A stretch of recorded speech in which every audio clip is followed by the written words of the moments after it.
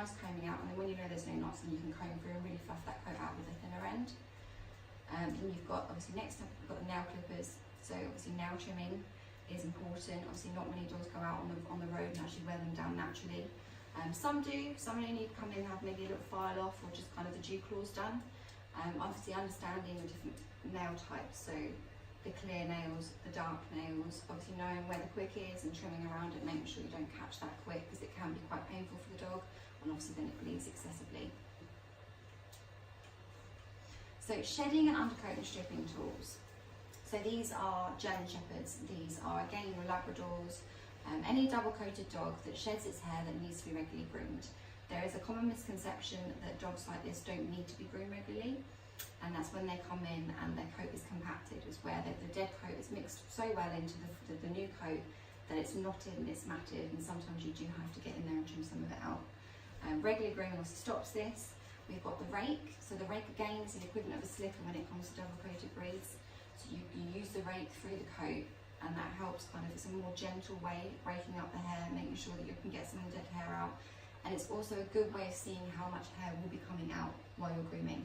So you might get a dog in that naturally sheds its hair and doesn't actually need much doing to it, and that's a good indication of that. Undercoat rakes look quite vicious when you first see them. They have metal combs and they can be quite vicious if you're in the wrong hands.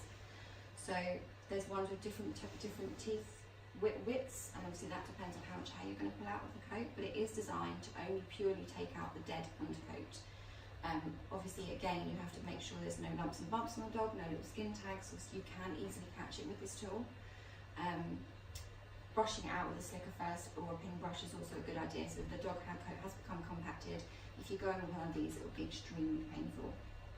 Again, if you go over the same area too many times, it can irritate the skin and again can become quite painful for them. So it's just knowing enough how much to do to get rid of the coat, but not obviously make them uncomfortable.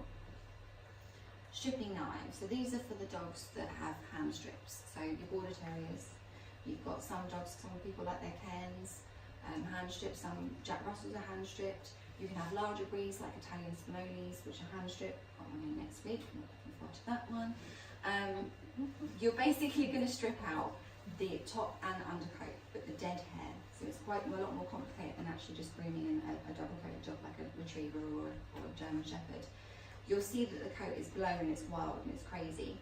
So you have to use your eye and your judgment on how much to take out, and it's kind of taking out a little bit of time, seeing what's left.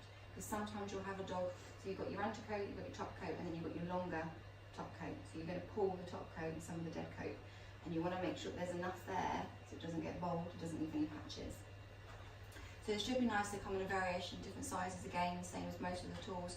It's personal preference and coat type, so what ones you feel you work better with, you'll learn as we go and as we do this, so you'll get to do some hand stripping and things like that, which will be really good. Quiz time. Right, vest tools for a long-haired breed.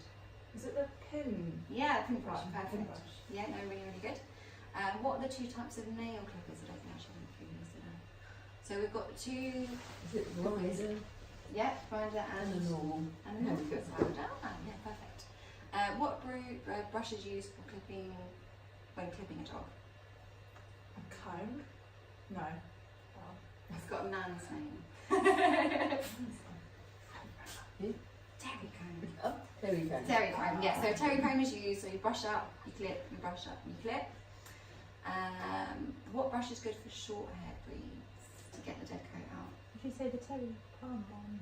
The rubber palm Yeah. one, yeah, the rubber one. So Rubber, rubber is really good for I game. was scared to It's say nice, wrong. it's nice, it's nice to get like a good massage in there as well, because they enjoy it a little bit more. Yeah. And then we've got what type of coat? Just stripping knives, what do you use them on? You just said that Italian breed, didn't you? Like with wire, But the Oh, long yeah. thicker wire coats. Oh, Okay, okay. so yeah, so we've got silky coats. So those are kind of Yorkshire Terriers, they're nice and thin and fine, Yeah. and you can see they're quite silky and they're flowy. Also Afghan hounds and things like that have that type of coat. We've got smooth coat, so this covers smooth coat Jack Russells, you've got your Dalmatians, your Pointers, all those sort of dogs have got smooth coats that don't really need much clipping or styling, but they can shed and require some sort of Then we've got the wire-coated breeds. So we've got the Border Terriers. Again, it's owner's personal preference as to what they want to have done with those dogs.